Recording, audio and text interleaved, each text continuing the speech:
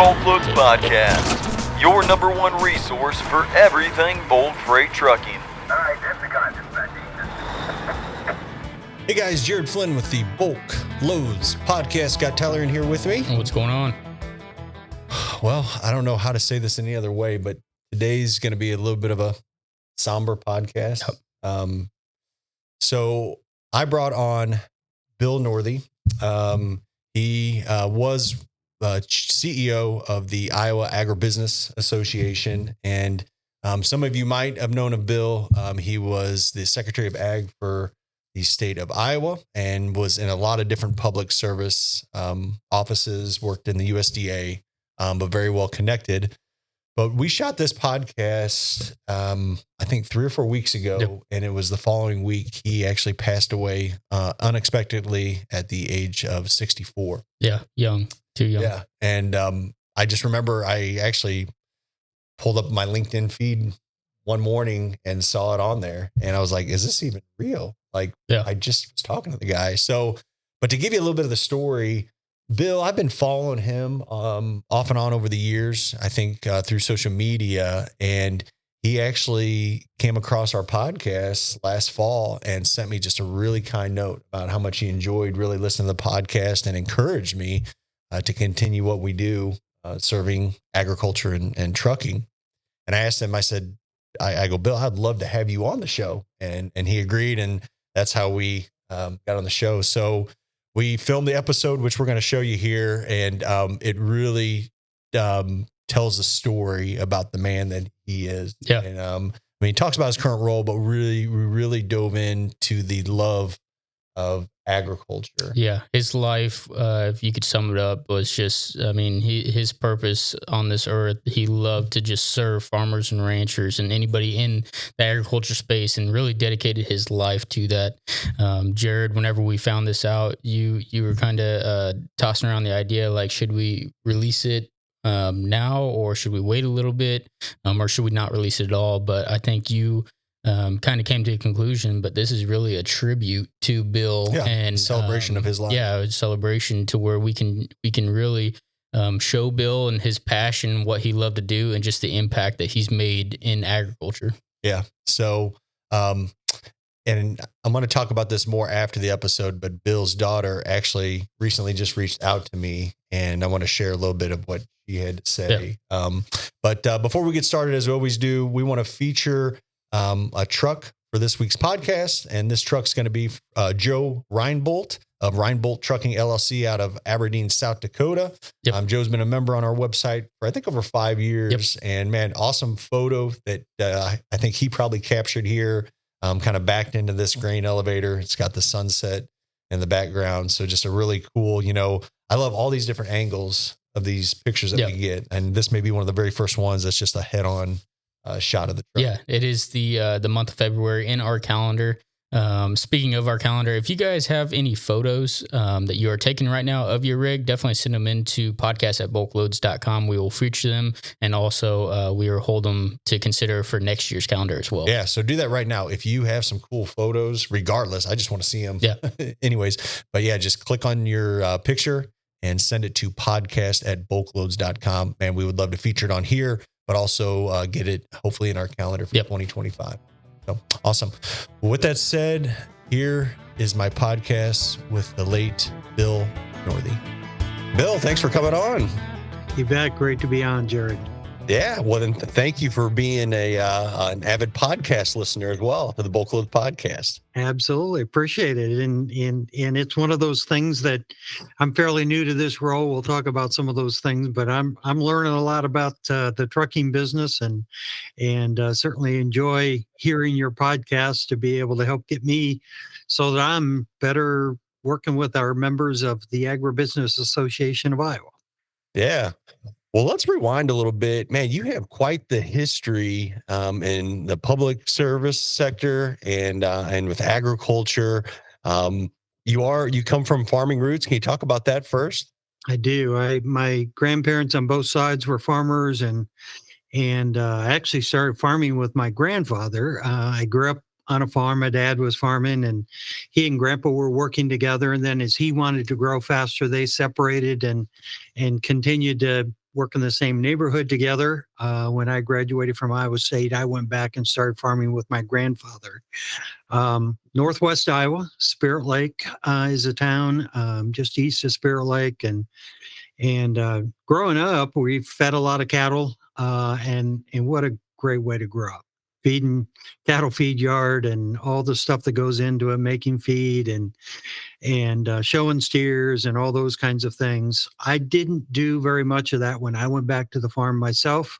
Had a few cattle, a few hogs, mostly crops, and then I started getting involved off the farm. So Iowa Corn Growers Association, the local farm bureau. I just was with a group the other day, and I highly recommend that to anyone out there. Find a way to get involved in your community, your business organization. You'll find great people.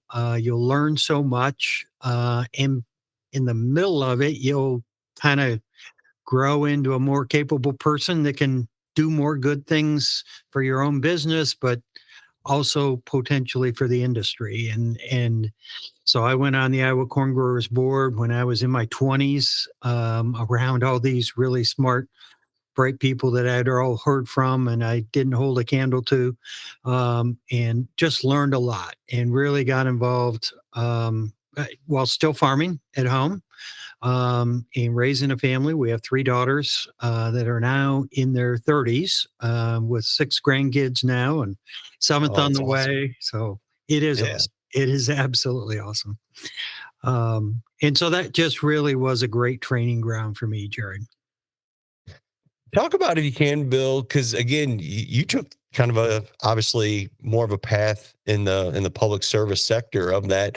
What really drove you to some of these roles? Because again, yeah, with the Department of Ag, the National Corn Growers, some pretty big roles in agribusiness. What was really the motivation behind that? Versus going to the family farm. That's a great question. It wasn't strategic. It's not like I figured it all out and that's what I wanted to do from middle school or high school. I just really did enjoy getting around folks and figuring out how you could make a difference. In the 1980s in Iowa Corn Growers, we were looking at helping to create an ethanol industry, and certainly looking at trade and farm policy and those kinds of things. It felt like to me that you could make a difference on the policy side. You could help build a market. You could watch an industry evolve where a dry mill ethanol plant in the 1980s or early 90s were 3 or 5 million gallons. A lot of technology came along, and now we have them that are 250 million gallon plants. And it was a lot of things that go into that. And to be a part of that, again, it was a non-paid volunteer kind of role, but around some really great people. And so I'd still go home. My living was on the farm, but just really enjoyed getting involved in that. Finally, the first job that I actually got paid for essentially was once I became Secretary of Agriculture in Iowa. So in 2005, I decided I was going to run for Secretary of Agriculture in Iowa. It's an elected race. About a dozen states in the country, it's an elected position. And the balance of the states, it's an appointed position typically by the governor or a board of agriculture. So in Iowa, you didn't have to know the governor personally to be able to run for office. You didn't have to know who the next governor was going to be to run for office. And I did run in 2006 and was elected in that fall. A very tight race. All of the people of Iowa vote in that race. There are 1 million votes, and I won by 25,000, which may sound like a lot, but it's not very many out of all those.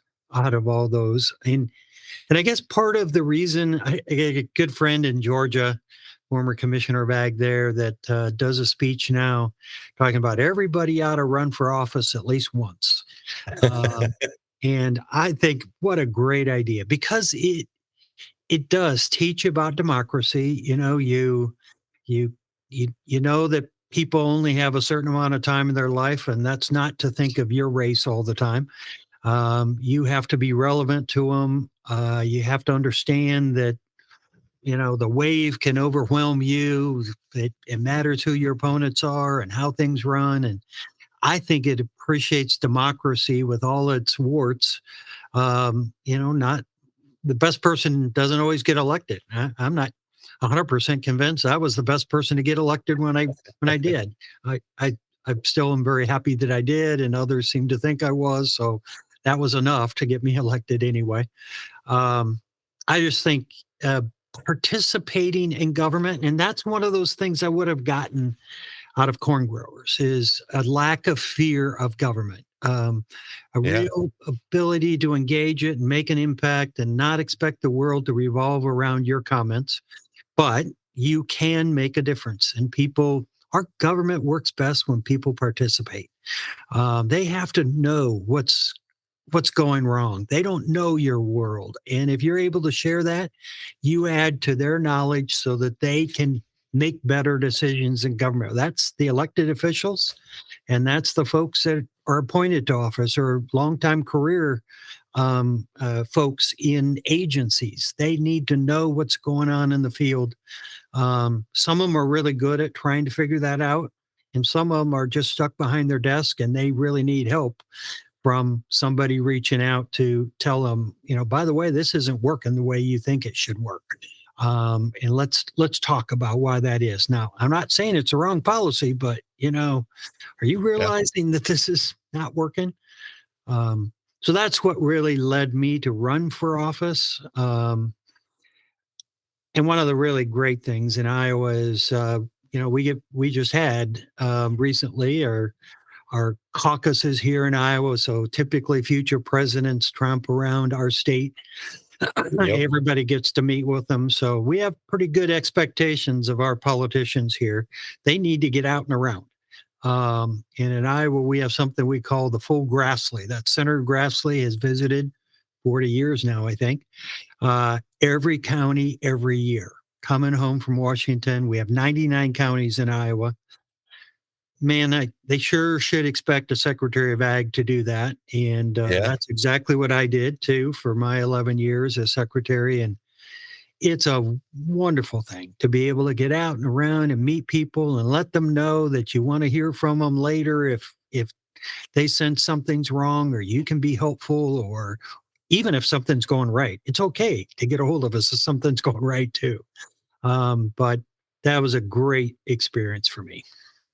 Yeah, I was so several years back, I got involved in Missouri corn growers. Great. And became a member. And Christian County, Missouri, where I live, I don't know if there's maybe 2 acres of corn planted. We're down here in the Ozarks, but wanted to get involved up there for that reason, to learn more about government and Missouri government. And you kind of hit the nail on the head. There is a little bit of a fear of like, I have no idea how this works and how government works. And actually it brought down that barrier of like going up to the Capitol and meeting with different legislators and realizing, wow, these are people just like me.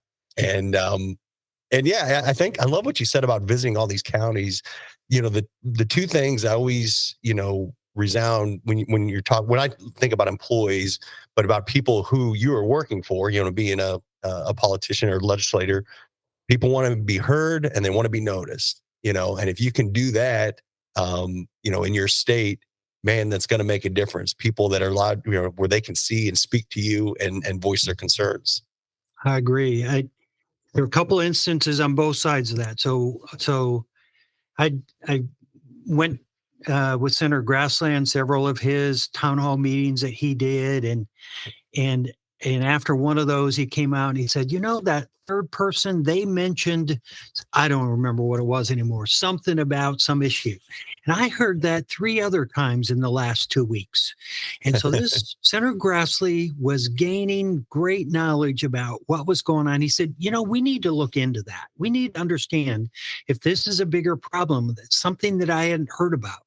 And so to me, that reinforced that it was valuable to the political person that was going out. If they'll actually listen and actually engage, not just check a box that I visited a county, and And then one of the places, again, I don't remember where it was, just a few months after I was on the job as Secretary of Ag, I visited someplace. And they said, wonderful to have you here. Last time we had a Secretary of Ag here was over 20 years ago. And at that event, and it hit me. They remembered a Secretary of Ag was there 20 years ago. This was that important to them. They had a wonderful event. I should validate their event just by showing up. I don't even have to be brilliant or anything. I don't even have to speak. I just show up. They should be acknowledged for the great event that they have. And so you gain something and you give something when you're able to do that. And that has helped me in other roles after that. When I didn't have the same number of things to be able to count, I spent a lot of time here at Agribusiness Association going to our members' offices and sitting down and visit their facilities and learning and understanding what their new fertilizer shed is like, or why they invested in a train load out, or whether their grain all goes to an ethanol plant and those kinds of things. And I can have some of those conversations when they come to one of my meetings, but not the same as when I go to their place. Yeah. When I went to Jeff City several years back, I got to meet the Secretary of Ag from Missouri. But even learning just how big agriculture is in Missouri. I mean, I grew up on a farm and was an FFA, but I can remember just hearing some of these stats about, being, in the top 5 in cow-calf production and in turkey production. But Bill, and I'm going to put you on the spot here, but obviously Iowa is a mega house for agriculture. Can you just, what are some of the stats on agriculture in Iowa? And if you don't know them, that's fine. But corn and bean production got to be huge. But I'm sure there's other parts of agriculture too. Yeah, that's one of the fun things. You do get to know your state even more, and you spend all this time preparing, and then you go out and you learn so much more than what you ever prepared for. I remember one time looking at the corn production numbers that were coming in. And of course, Iowa's number one in corn production, and corn is the number one grown crop in the U.S. It's also the number one crop in the world. So it's a pretty amazing thing to be that. And I started looking and hearing what other countries produce. And there's only 3 countries in the world that produce more corn than the state of Iowa. That's the United States, that's China, and that's Brazil. The whole European Union combined produces about the same amount of corn as what Iowa produces. You take all the grain that's produced in Canada, wheat, barley, corn, oats, you combine that, and it's about the same size pile as the pile of corn is in Iowa. It's just an amazing, and again, even as an Iowa farmer, it was simply home. It wasn't that big a deal.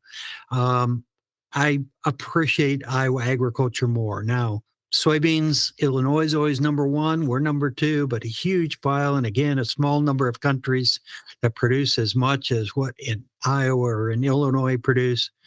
We produce more pigs in Iowa than any other state. Yep. 22 million pigs. We only have 3 million people. So we have 7 pigs per person in Iowa. We're also the number 1 egg-laying state. We have about 55 million hens in Iowa. So just short of 30 or of let's see, let me get that number right. 3 million people, just short of 20 hens per person. So about a dozen and a half eggs every day for every person in Iowa. So needless to say, those don't all stay in Iowa. We don't eat a dozen and a half eggs. They get shipped all around.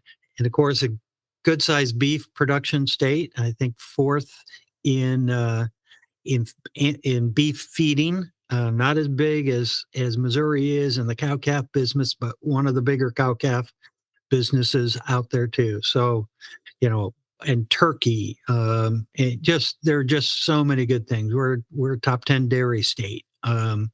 Just lots of things. And then with that, you got to have all the things that my members here do. They got to produce feed. They got to buy corn. They got to move it. We're number one in ethanol and biodiesel production in the country as well. And so all the things you need, the crop growing stuff has to get there. So the seeds and the fertilizer and the herbicides all need to get out to those farms too. I wish I knew what the trucking numbers were, but we certainly have, for a state of just 3 million people, we have an awful lot of trucks running around in Iowa because we have a lot of things to haul, definitely on and off the farm, but from our manufacturing plants and other things that we have in Iowa as well. Yeah, well, I know just for our platform, BulkLoads, I think Iowa is I think it's either third or fourth in trucking memberships for bulk haulers and agriculture haulers. So it makes perfect sense with the production of agriculture in Iowa.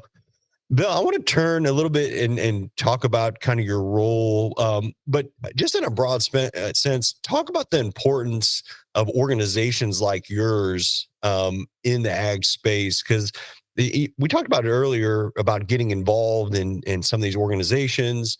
And, there's a lot of people out there, and maybe small farmers or small agribusiness, or maybe you're in ag, but not involved in that.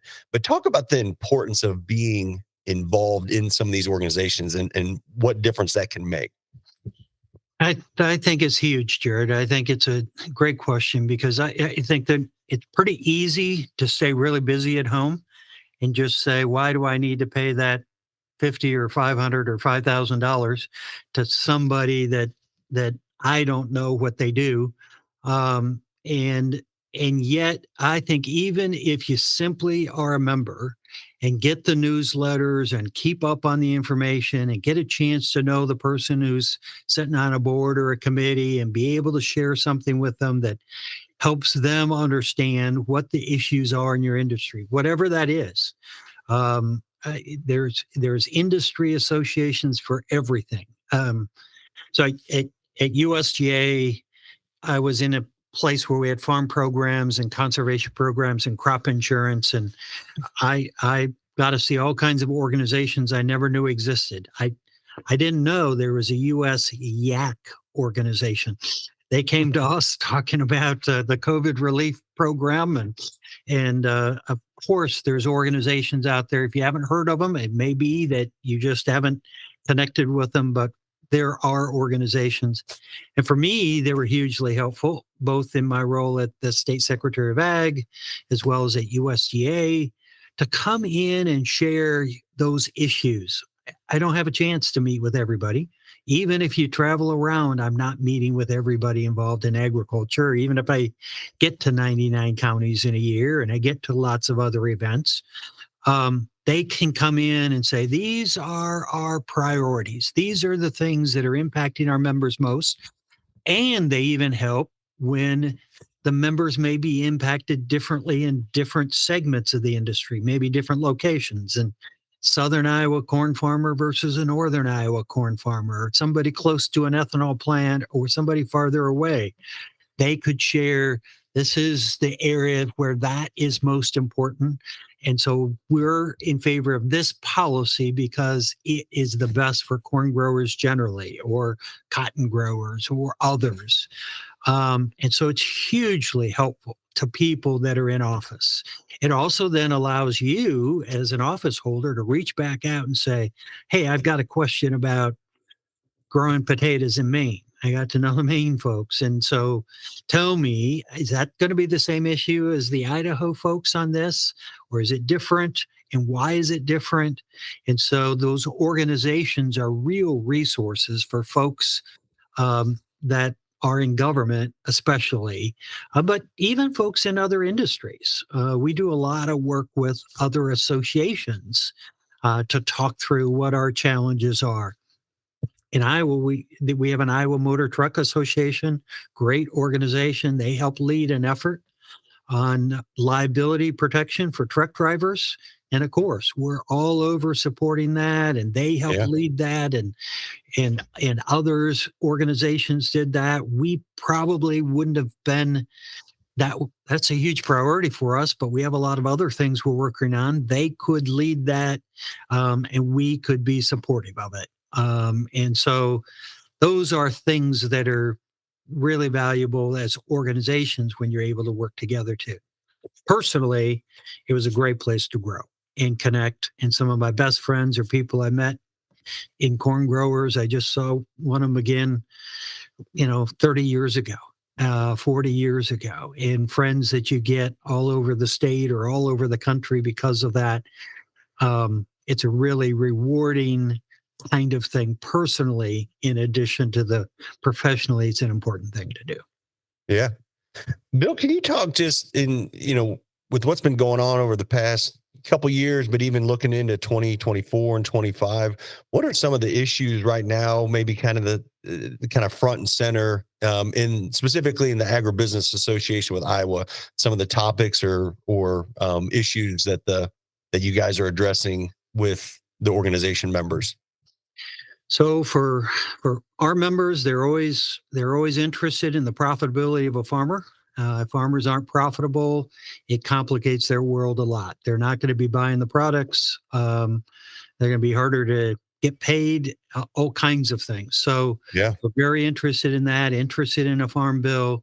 It's not something that impacts our members directly, but indirectly, it's a pretty big deal. So if prices of commodities start to drift lower, that makes our folks nervous. We've had good crops in spite of some dry weather. That makes our people feel good. So that profitability of the producer is important. On the government side, we've seen a regulations come at us from lots of different ways.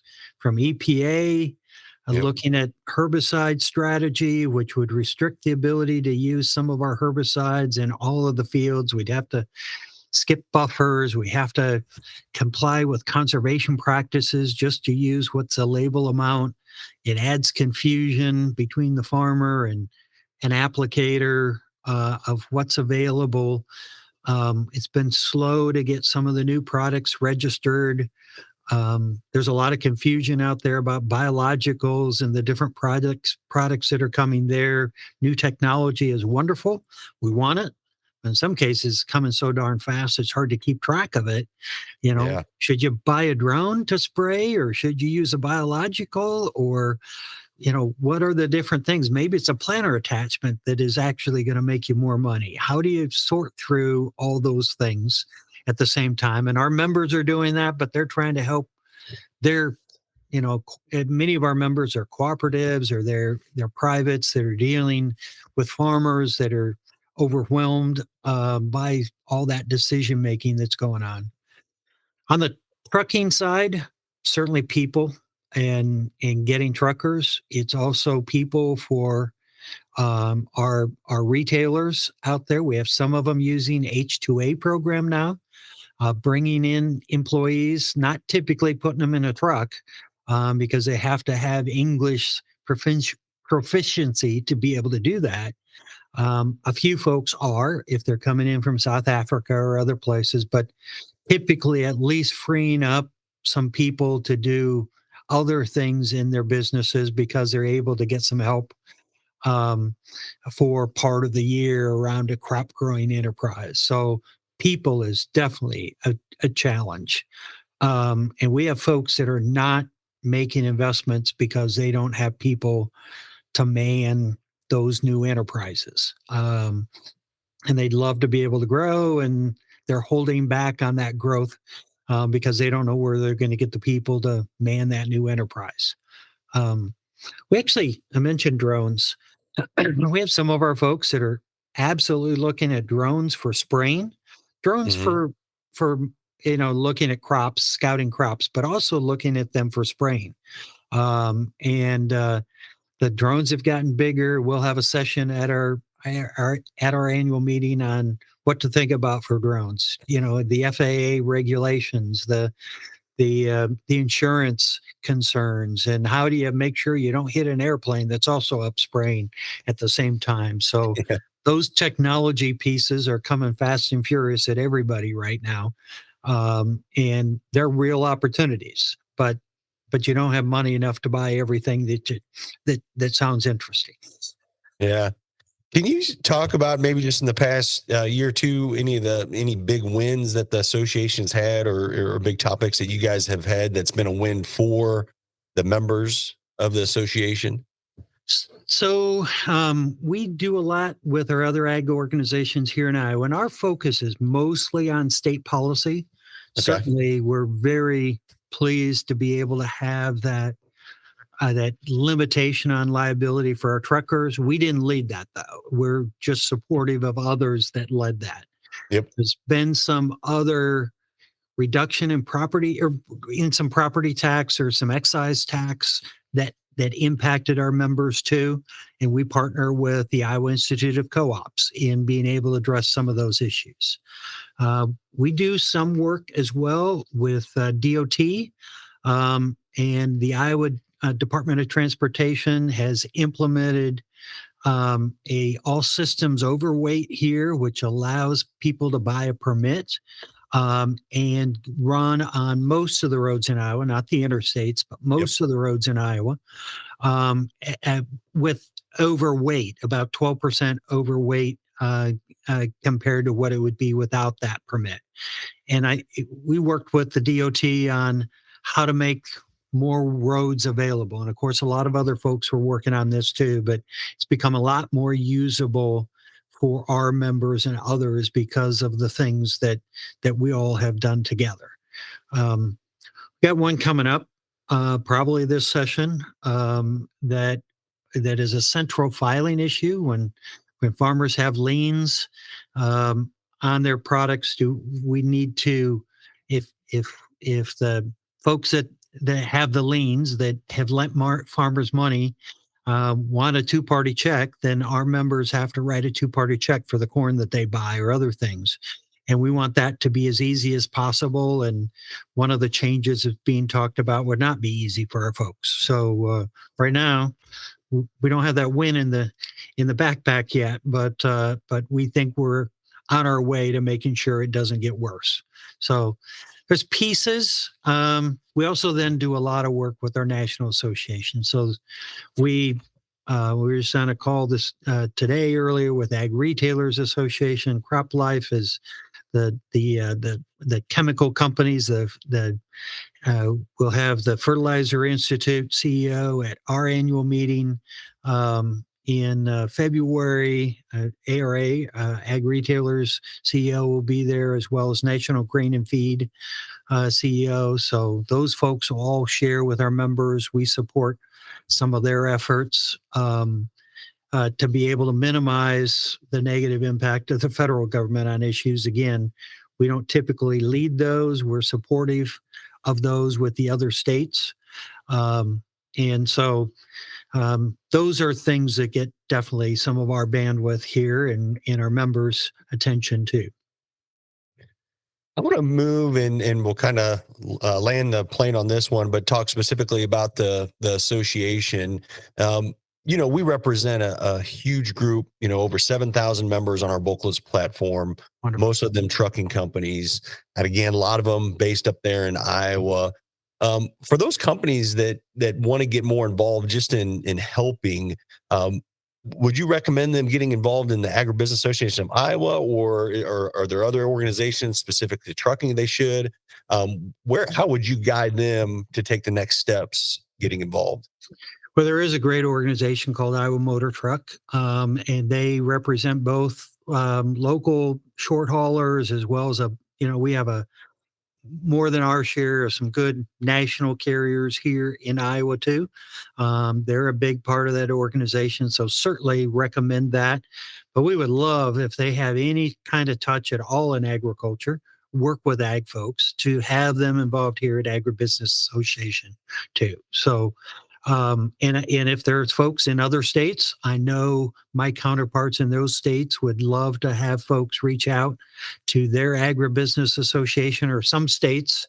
So agribusiness in Iowa was created when Iowa Grain and Feed and Yep. Iowa Fertilizer and Chemical Associations came together. In some states, they're still separate. In some states, they're together. In Missouri, it's MOAG, and Kansas has them still separate, but they're operated out of the same office. So every state's a little different, but there'll be people there that if you're hauling grain, there's an organization everywhere you go that is working with those grain haulers and the ag businesses in those states, typically a feed and grain or an agribusiness association. So I think it's really helpful.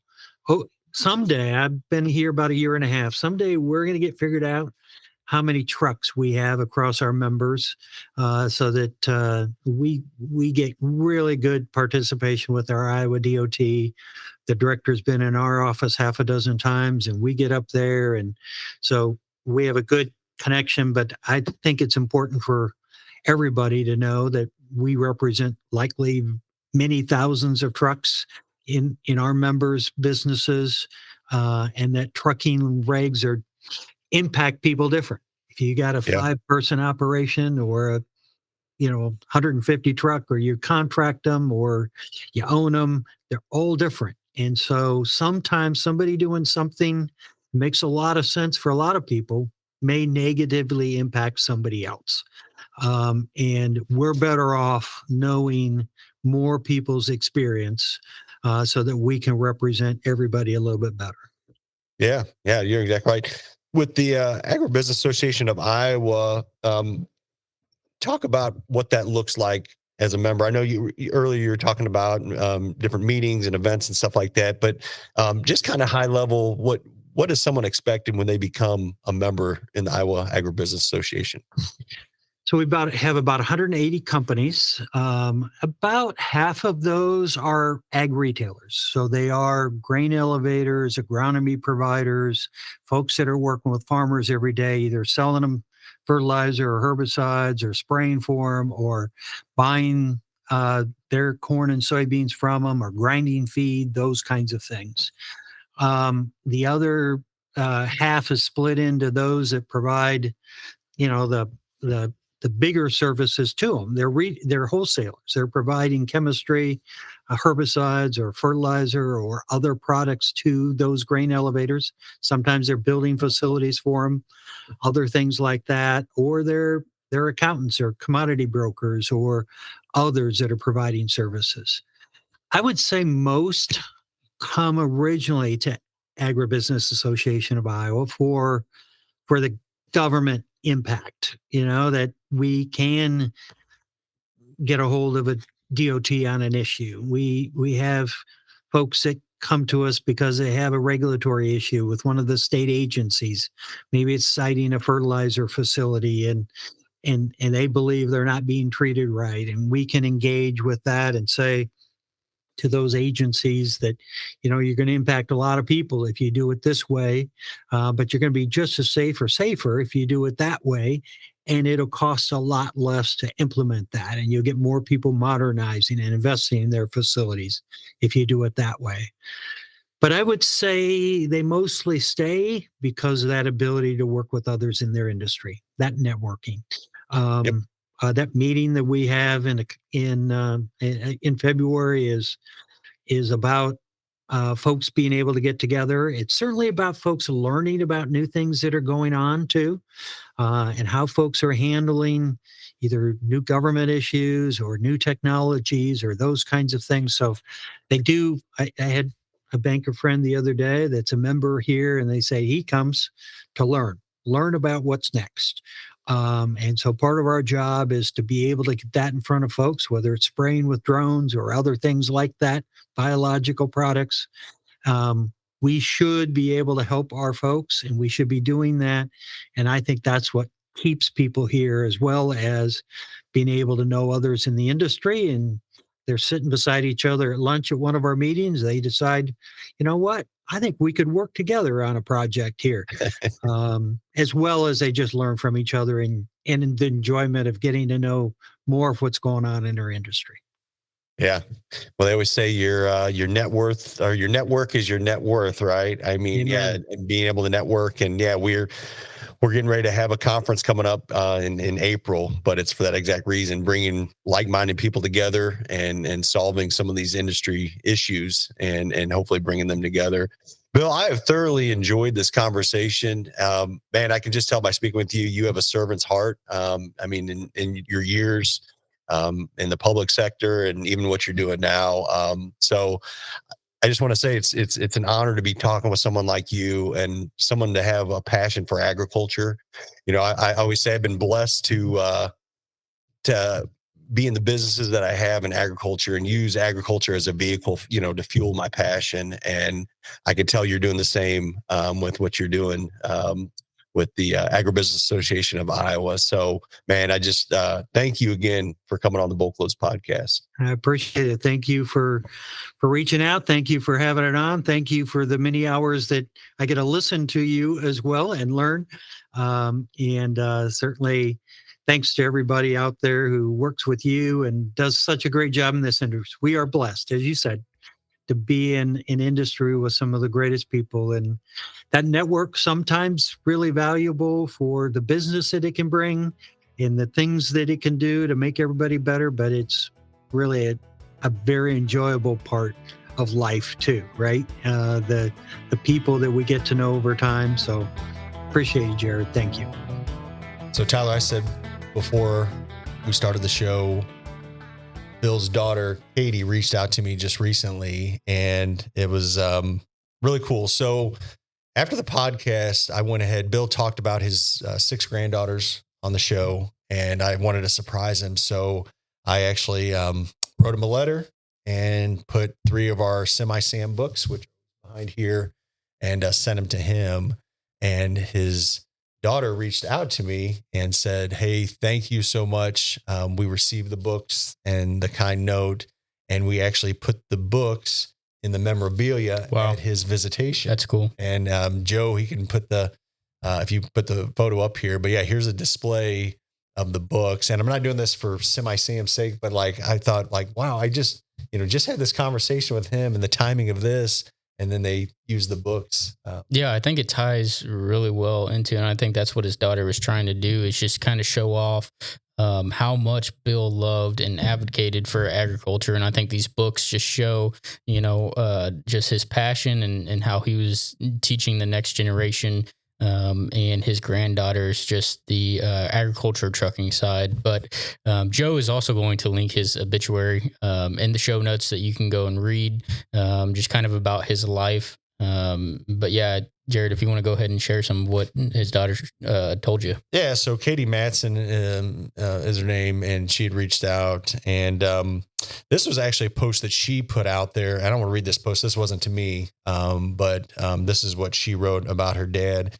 And I'll say this even before I read this, like, this is something, I know I'm older than you, but I read this and like, this is what I want to strive to be when I depart from this earth and with these accomplishments. And I know many of you all who probably listen to this podcast probably can resonate with this. So I'll try to do this without a dry eye. If I do, you can continue reading. Yeah. So, but Katie wrote this. She said, "Yesterday we buried my father. I still struggle to believe that this isn't a bad dream. Dad was an extraordinary man. He was a 4th generation farmer who was passionate about conservation. He was a politician who was beloved by people in both parties. He was an incredibly diligent worker, often the first one and the last one out. He was a dedicated Iowa Stater who planned to start a scholarship to open doors for the younger people in agriculture. He was a masterful communicator, regularly writing and delivering heartfelt and intelligent speeches. He was a caring, visionary, and incredibly skilled boss. He cared about all, taking notice of those in the back of the room and those in supporting roles, learning their names and stories, still remembering them decades later. He was one of the busiest people I knew, but you never felt it with him, as he was always fully present with you. He quietly mentored countless people. He was a devoted husband, father, grandfather, son, and brother. His face lit up with playing with his grandchildren at family events and made sure he would sit with the kids' table, calling him Little Billy. This past week, I've heard and read countless stories about how he cared for others, helped them, and made them feel special. I've looked up to him my whole life and found myself even more awestruck by the life and character as I learned more of what he quietly did for others. I desperately want to follow in his same footsteps, to have his courage, his listening, his care for others, his work ethic, his way with people, his leadership skills, his communication skills, his presence in every conversation. I wish I could leave as large of an impact on the world as he did. Yet I know I will never be exactly who my father was, and he wouldn't want me to be or try.